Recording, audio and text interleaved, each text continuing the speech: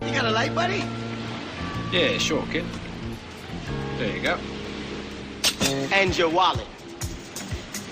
Nick, give him your wallet. What for? He's got a knife. That's not a knife. You're listening to Binnall of America Audio. That's a knife.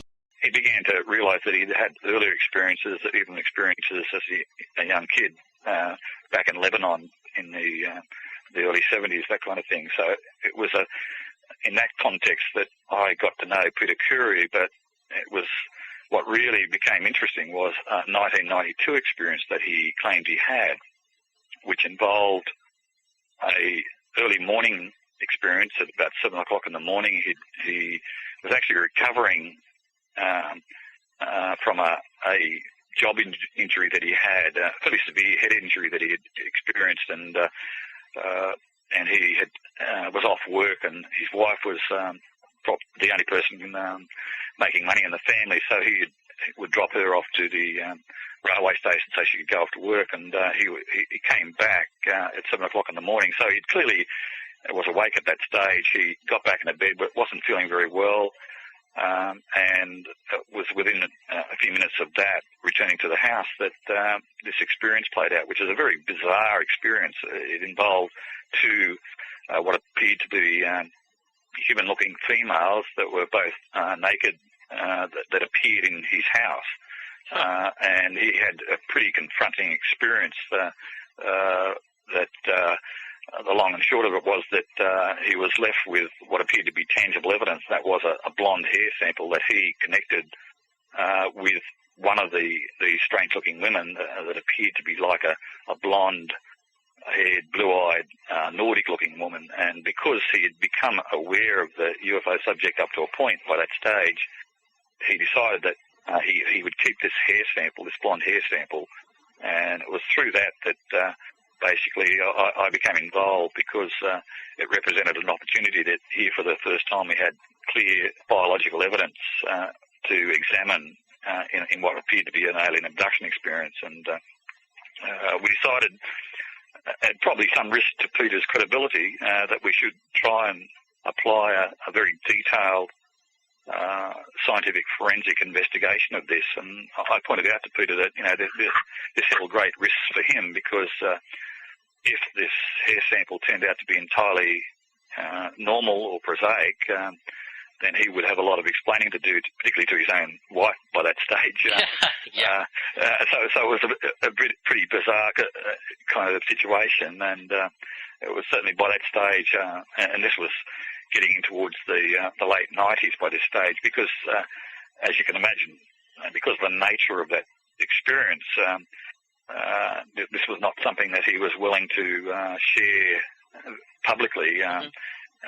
Certainly by the mid-90s, Peter had become something of a crusader amongst people that had these sort of abduction experiences, because he had decided, because he had so much difficulty trying to get people like doctors and others to help him out to try and understand his own earlier experience, particularly the 1988 experience, he started to become a bit of a crusader in this area and set up a kind of a support group for people like himself, so that it became easier to try and deal with these experiences. And so he set up a pretty impressive kind of UFO support group, the UFO abductee support group type of thing. It's very similar, I guess, in nature to the kind of support groups that emerged in the United States under people like Bud Hopkins and others to help support people that feel that they've had these sort of experiences. And I got to know a lot of the people involved with this sort of support group, and I was pretty impressed with what Peter had done in terms of setting this up. But one of the things he also tried to do, because he set up this group that had mainstream people, psychiatrists and psychologists and that kind of stuff, mainstream health professionals involved, and even scientists and that kind of thing involved with it. He decided, well, he would make them aware of this 1992 experience that involved this hair sample. And he found that even then, most of the professionals didn't really cope very well with this experience. They kind of said to Peter, well, I think it's better you stay with what was regarded as I guess, consistent kind of alien abduction experience. A normal within the norm. And yet, when I learned of this experience a few years later, I realised that here was a chance to kind of verify the reality of these alien abduction experiences. Why not have a look at this hair sample and scrutinise it from a DNA forensic point of view and see if Peter's story stands up?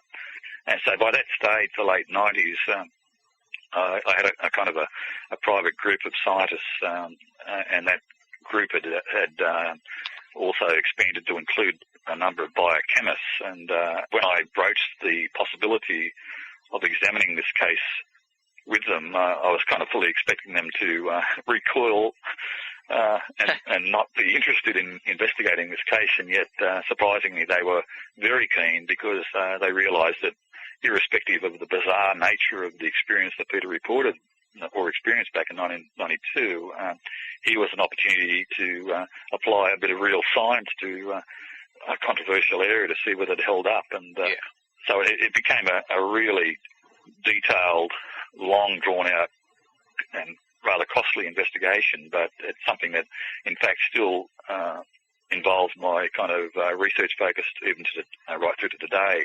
So it became one of the more rewarding and more complex and more, I guess, revealing kind of investigations.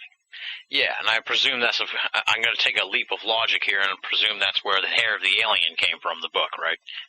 That's correct, yeah. Yeah. Unless you've got two hairs going on there. Now, obviously it's still ongoing, but what would you say the findings are so far with regards to the DNA and the forensic evidence you got on this hair? Well, essentially, that investigation has kind of led to what I regard as a kind of almost a four-phase type of program or of investigation and research. What was regarded as phase one was what I eventually wrote up and reported in the International UFO Reporter, the publication that is put out by the Center for UFO Studies out of Chicago. Back in 1999, they published an article of mine called Strange Evidence, which focused on the first investigation that we did from a DNA point of view. What we did was that we examined the hair sample, or particularly we focused on the shaft of the hair sample. This was a blonde hair sample, and from that, what we gleaned from that was that we got some pretty rare Asian Mongoloid DNA profiles from it, which really was quite puzzling because the actual Asian Mongoloid DNA sequences were quite rare in the databases that we had available to us out of Asia and China and all other diverse parts there. And with the hair sample, it being blonde, we fully expected it to reveal some sort of, Caucasian type DNA profile. That's what you'd expect from the hair sample in terms of its appearance, and particularly when you take into consideration who Peter Curry believed was the donor of this hair sample, this blonde, blue-eyed, Nordic-looking woman, so we fully expected to get some sort of routine Caucasian DNA profile, and yet from this we got this rare Asian Mongoloid DNA profile. So that in itself was a pretty inexplicable result, and that's what we reported back in 1999. Now, that was the first phase. Now, we then went on to what we call the second phase, which was to examine the root of the hair sample and to see if we could reconfirm those same results. And what we found was that while we stuck to the shaft of the hair sample and got closer towards the root, we were still verifying this Asian Mongoloid DNA profile. But when we examined the root, we found that, in fact, we were getting a range of different DNA sequences, and these seemed to approximate rare Basque Gaelic kind of DNA profiles. Now, this was quite inexplicable because, particularly to the biochemists, and these biochemists that were working with me were biochemists that were quite well known in the field of DNA research, and these were certainly, in particular, the main biochemist working with me was a highly credentialed biochemist, well published in biochemistry journals, even a writer of textbooks and that kind of thing. But he obviously, in terms of career path, course, not wanting to have his name directly associated with the investigation because it was obviously seen as a fringe, controversial area, which wasn't going to get him any brownie points in terms of his own peer group. But having this kind of distinct difference between the DNA profile in the root and the DNA profile in the shaft was just a kind of a very striking result, a very bizarre result, and it kind of seemed to go some way to, I guess, support the idea that a lot of researchers in this area argue that this is all part of the alien abduction experience. It's all part of some sort of genetic experimentation program to produce some sort of alien-human hybrid. And here in this hair sample, we have what appears to be evidence of a hybrid DNA result. And if you take human hair and indeed any part of the skin, blood, that kind of stuff, you should be getting a consistent DNA profile. Yeah. There are some interesting and obscure DNA properties such as heteroplasmy and others that do generate differences in DNA, particularly in hair and stuff like that. But these are very small shifts in DNA.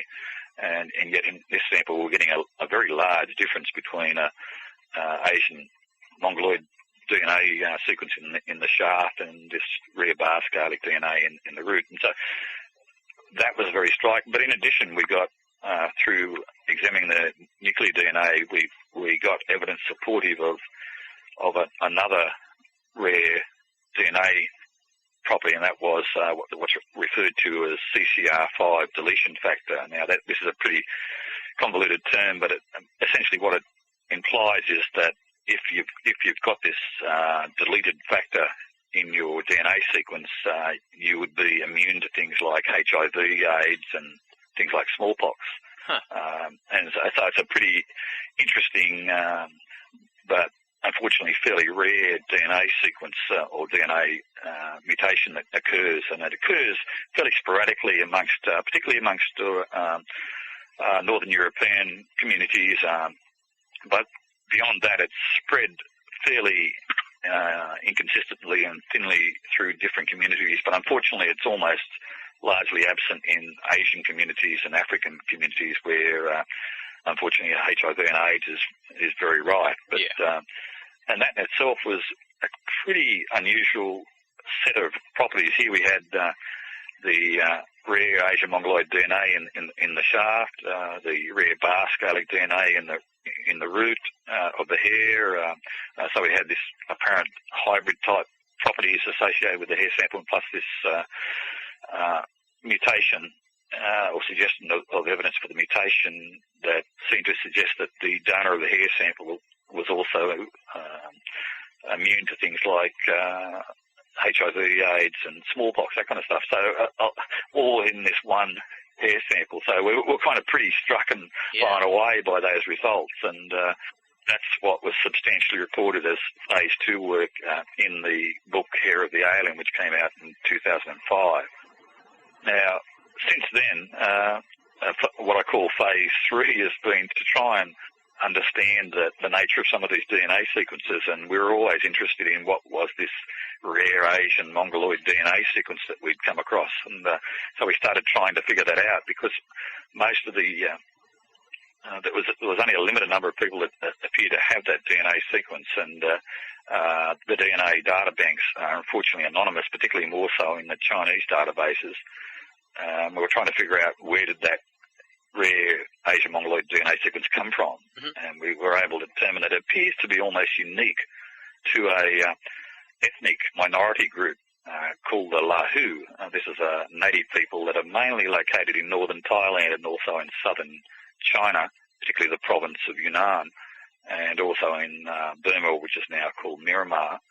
So that's the main population area that seemed to have this, and so during 2006, I was involved in a field investigation there in northern Thailand and southern China to examine and investigate and research the Lahu community, and this whole area revealed a lot of other pretty unusual kind of situations, a lot of UFO light phenomena and unusual light phenomena, shamanic type situations amongst the Lahu, even reports of some of their spiritual shaman-type people claiming what I guess to the west could be seen as UFO kind of experiences and things that approximate type of abduction experiences. So it certainly made for some pretty unusual verifications of this, and we were led to this by this hair sample that Peter Currie had recovered back in 1992. So it's a fairly bizarre sequence, but it's a kind of a pretty exotic trail that I'm following, but it certainly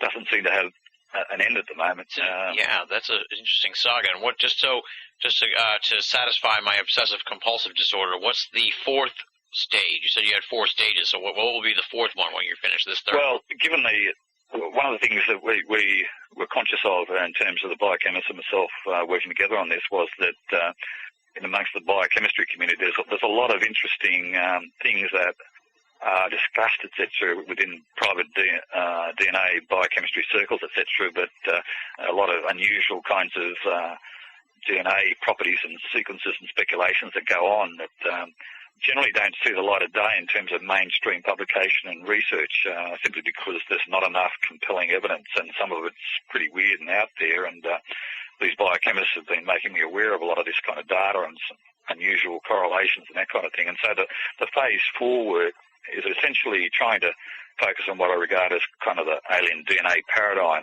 the idea that while a lot of people feel that the alien abduction experience is something that's pretty difficult to get a handle on, what I've trying to advocate here is that we should be really trying to apply a forensic kind of scientific approach to these experiences, because even if we can't understand the experiences and we can't get a handle of it, if we look at it as a kind of a crime scene, we can at least attempt to try and get their biological signature, so to speak, particularly if this case of Peter Currie's has highlighted that, yeah, we seem to be dealing, certainly in some cases, of beings that appear to be almost human-like, and this is a thing that's been very prominent amongst experiences worldwide, that the 2 most prominent kinds of entities that are reported are your so-called classic grey type diminutive aliens with your large wraparound eyes, that kind of thing, and also these Nordic human-looking people. And this is precisely the kind of thing that Peter Currie's experiences have been highlighting. So this phase 4 investigation is really focusing on this DNA signature, this whole paradigm of looking at whether or not various remote cultures like the Lahu and others have this signature. And because when you start to look at a lot of these primitive cultures worldwide, you find that they're incredibly rich in stories of what appear to be like alien abduction, alien contact type experiences right through a lot of the cultures. And one of the more striking ones is the Karate story out of Brazil that involves one of the tribes there in the Brazilian jungles that have this tradition of a sky being coming to Earth and imparting to them the rudiments of civilization and that kind of stuff. And they have this annual ceremony of one of the tribespeople dressing up in this straw-like costume that looks for all like a spaceman costume, etc. And they do this every year in their ritual ceremonies, etc. And when asked what was the basis of this, they talk about the appearance of a being that arrived from some sort of skycraft, coming amongst the local tribal people and having what they called a cope, or a sort of a stick-like device that when the various aggressive natives tried to approach this gentleman to try and subdue him, he would shine this thing at them and they would be subdued and literally paralysed. So it was a pretty bizarre story, but this is not unique. There are tribal cultures worldwide that have these kinds of traditions, and that's the focus of this Phase 4 investigation, to examine all those kinds of groups of people to see whether or not there's something to this, because a lot of them claim that they have this deep connection to the point of interbreeding with these people from the skies, etc. So if there's any substance to it, we suspect that maybe we might see some evidence of unusual DNA signatures there as well. Yeah, nice, interesting. This is a fascinating story, this hair of the alien. Now, has it been vetted by, independent scientists down there? Have they backed up your group's investigation into the DNA? Yeah, there have been a number of private verifications of it, unfortunately because of the difficulty with the privacy of the primary investigators. They don't want to jeopardise their own careers in mainstream biochemistry. We've been fairly limited in that respect. Because we spread the net open to try and get hold of other samples, because this is only just one case, obviously as a scientist I'd be much more comfortable with this if I had hundreds of cases like this. I've tried to encourage a lot of the seasoned researchers in this field to make available anything that they had that they felt fell within this kind of biochemical or sort of biological kind of sample area. And we've investigated a number of these cases already, and some of them are somewhat well known, I guess, to a certain extent.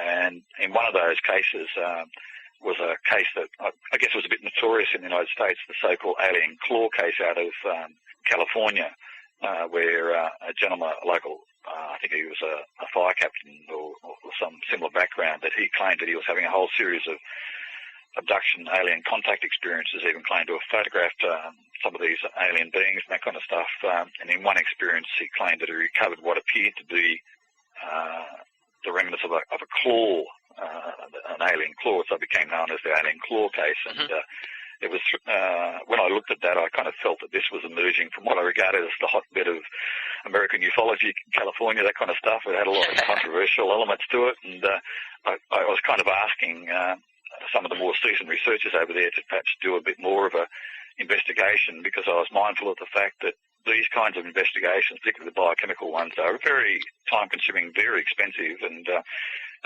can be quite sort of daunting to undertake, etc. So rather than get involved with it and then find that it didn't have much going for it, I was kind of seeking some independent verification. And that's how we got to know Dr. Cole Kellner, who was part of the NIDS organisation. That's the National Institute for Discovery Science. It's an organisation that was put together by Robert Bigelow. Now, Cole Kellner, fortunately, had a very good, strong background in biochemistry, and that allowed a bit of private consultation between the biochemists working with me and Cole Kellner himself, and he was able to, he was very impressed with the work that was done by the biochemists here on the Pedicuri case, and therefore he was kind of willing to undertake a little bit of an investigation into the alien claw case, and ultimately he got to a stage where he felt, well, there may well be something worthwhile here, and decided to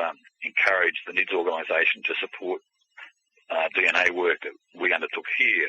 And so eventually, to cut a long story short, with I guess the support of people like Dr. Roger Lear, who was involved with the case, and Cole Kellner, we were able to get samples of the alien claw sample sent to us here in Australia, and we undertook an investigation of that. And it became a very detailed and complex investigation because we were concerned about the provenance of the sample and also how credible this sample was. And it became ultimately a bit of a cautionary tale, because initially the initial round of DNA investigation we undertook with the sample highlighted that we seemed to be getting some pretty bizarre results, but obviously we wanted to replicate them as we did in the Pedicuri case. Yeah. And when we tried to replicate the testing again, which is standard procedure in this kind of DNA work, we weren't getting the same sets of results.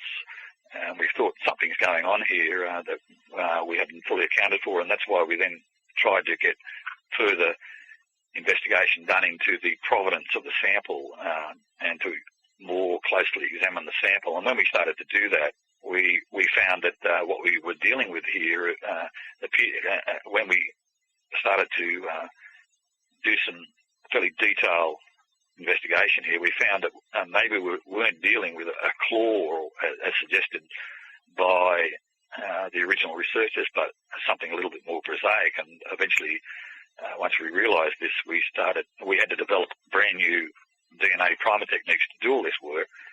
So that in itself was a bit of a breakthrough. But ultimately, when we did that and made allowances for this, we got very consistent results, and those consistent results confirmed that what we were dealing here wasn't an alien claw, but in fact a prosaic earth-based snail or a mollusk. Oh man! And we were getting very consistent results with that, and we felt that that was further endorsement of the power of the whole DNA technique. That if you apply sufficient controls to the process and establish the credibility of the sample in the first place, then DNA forensic techniques apply a very powerful tool to trying to come to some sort of understanding of what's going on here. And so in this case, while it doesn't necessarily invalidate the whole case out of California, it does kind of provide a pretty prosaic, mundane explanation for this sample that the witness thought was involved with his experience. So it was a pretty good investigation from a researcher scientific point of view, even though it was a fairly exhausting investigation. So it was essentially a cautionary tale in terms of investigations, and these are very complex investigations, and yet it provided a good, positive, solid result. So that didn't faze the researchers in the sense that we obviously just wanted to get an answer one way or another. So the Curry case was still the only one that we felt had a very strong result associated with it. We got involved with the famous Betty and Barney Hill case as well. In that case, this is the classic case out of 1961 that's become quite famous in terms of alien abductions research and the history of the subject. In that case, Betty Hill had her dress that she wore during that experience had an unusual stain on it, and it was always something that interested people that was never investigated in any depth, and that dress remained in Betty's closet for decades, and then eventually it came to the attention of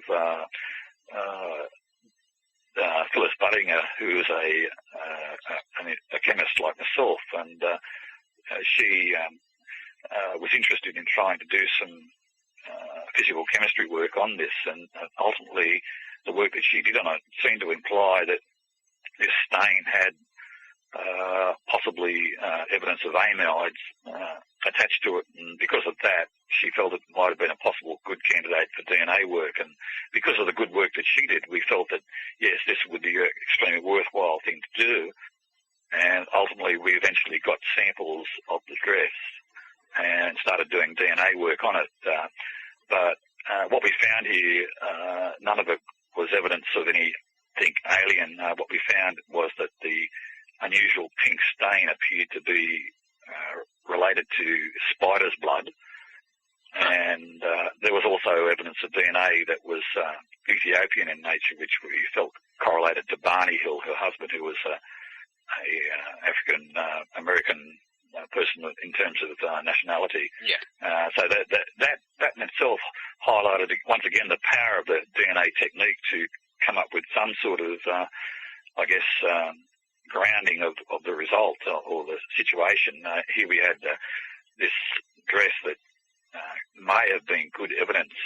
It would have been fantastic to have applied this technique back in the early 60s, but unfortunately the DNA techniques were just not available then, of course. Yeah. As for spider's blood on Betty's dress, we're not sure about that, but it appeared that the technique was powerful enough to suggest that the spider's blood was local spider's blood to the New Hampshire area. So we even had that ability to come that far with it. So we felt that maybe somehow she'd sat on a spider or had come into contact, and the spider had been killed, and the blood had appeared on the dress that way, and so that might have been part of the answer for this stain that appeared on Betty Hill's dress. So, there you go. So that was another case. So we've looked at a couple of other cases, but none of them have revealed results as good as and as strong as the Peter Curry case. Interesting. Yeah, that's a fascinating. But it also, through all that process, it allowed, I guess that's a long-winded answer to your question about verification or duplication of the results. We've had the opportunity of people like Cole Kellner to at least look at the quality of the work that has been done in the Curry case, and also particularly the kind of work that we did in the Alien Claw case, that kind of thing. And he was pretty impressed with the work that was done.